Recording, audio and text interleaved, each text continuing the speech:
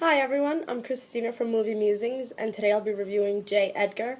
It was released to audiences November 9th, which is on a Wednesday, 2011, directed by Clint Eastwood, and it stars Leonardo DiCaprio, Armie Hammer, Naomi Watts and Judi Dench.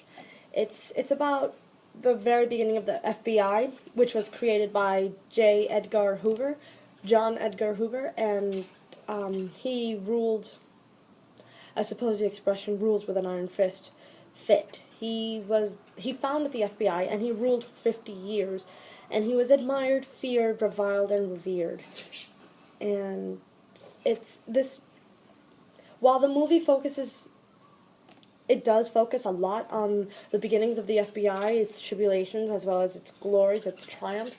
A major part of the film focuses on the behind the scenes Hoover, the person that most people didn't know, except for his mother, his secretary, and his deputy, Clyde Tolson, played by Armie Hammer. It's supposed to be a pretty accurate portrayal of him,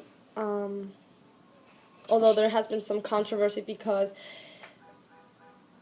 there isn't any evidence to clearly say that J. Edgar Hoover was gay, but it's implied, throughout history, just because of people's speculations and stuff. So the film focuses a lot on his closeted homosexuality and his love for Clyde Tolson, as well as Clyde's love for him. It seems like Clyde was very passionate about it, but given the time and the kind of man he was himself, he also kept it very much reserved. It surfaced twice, like explicitly. He was Leonardo DiCaprio. You know what? Ever since I saw Growing Pains, I thought to myself, this guy can act, and everything he's done since, I've always thought the same thing, which is great. The guy is such a brilliant actor, and my God, it was so weird. It really was weird to sit there in that full theater and see him as this old man, considering we see him as a fresh face, because he is today. So that was really good makeup work.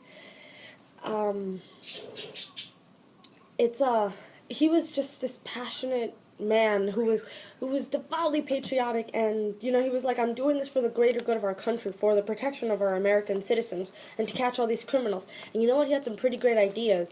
This is actually how it went down in history, that he had this centralized processing unit where every criminal / citizen could get their fingerprints taken, so that everybody would be given a number, kind of like a Social Security, that same concept. Everybody would be given a number to identify them by in this case, identify their number to their fingerprint, which of course is unique. So it would be so much easier to catch criminals across the United States. He was kind of scorned in the beginning, and I'm sure this is what happened in the beginning of history, because people were skeptical about forensic science and such a centralized cataloging system. Although he does take credit for cataloging the Library of Congress with I think it's called the Dewey Decimal System.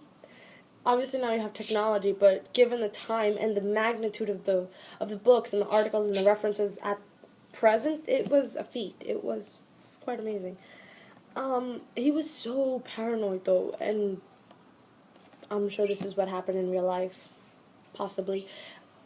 I'm assuming when you get to that kind of position of power, you have to be suspicious, at least on some small scale. But he was very suspicious of everyone, even those closest to him. To a degree, he was suspicious of them. And the fact that he was also power hungry, like he went nuts when he actually got power.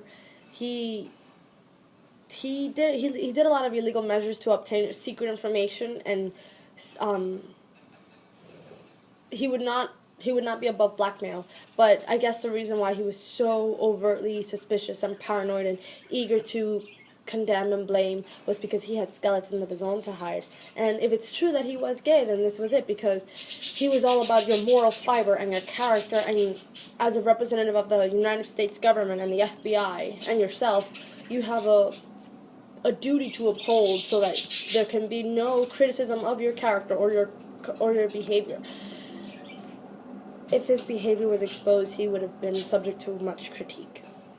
The movie's kind of slow-paced, but I've noticed that seems to be the style with Clint Eastwood's movies. I'm thinking Letters from Iwo Jima, Hereafter, J. Edgar, but I liked it very much, the movie. Very much like the score. I felt like it went with the movie, and it also, the story, I liked it. You know, whether it's true or not, I thought it was a good story for the film, and I thought it was really well done also. By the end of the film, I was just thinking about how it is, like, regardless of your position, your career, or who you are, it's important to surround yourself with people you love, that you can actually have loyalty, because that seems to be a big issue, not just with the FBI, but with everyone. Who your loyalties lie with. I think it can make or break your life, and he had people that were loyal to him, devoutly loyal. So I give this movie an A-. Thank you so much for checking us out, and thanks.